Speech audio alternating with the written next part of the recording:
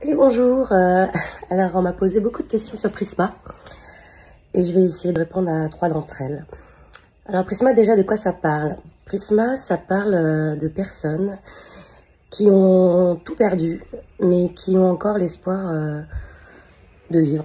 Ça parle de mort, ça parle de folie, d'accidents, et ça montre que dans la vie tout est permis tant qu'on est encore en vie.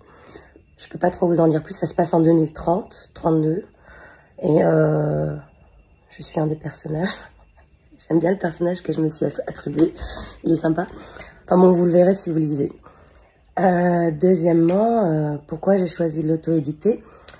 Parce que déjà, j'avais pas envie de chercher un éditeur pour m'emmerder, m'embêter, pardon. Non, en fait, parce que ça fait 25 ans que j'écris des livres, et même dans l'informatique, moi, j'aime pas quand on déplace une virgule dans ce que j'ai écrit, je le vois tout de suite. Et dans Prisma, je fais des choses que les éditeurs n'aiment pas. Je passe constamment d'un point de vue interne à un point de vue externe, je change de ton, de style, de personnage, évidemment. Et puis, je change...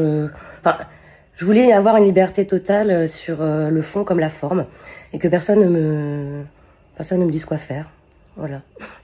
Je voulais garder tout l'argent pour moi, aussi. Les temps sont durs hein, pour les auteurs. Et enfin, est-ce que Prisma a un rapport avec mon film, Réalité? Oui, ça raconte une partie du film, mais c'est les fondements, en fait, c'est le passé et le présent de certains personnages, mais pas tous. Et puis ça donne des détails qu'il n'y aura pas dans le film.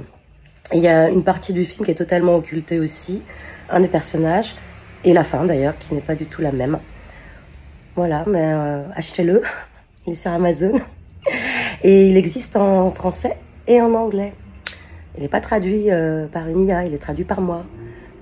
Voilà. Si vous voulez d'autres langues, ben dites-le moi. Je sais pas, portugais, italien, espagnol, japonais, russe, ukrainien, roumain, langue des signes. Je sais tout faire. Allez, bisous.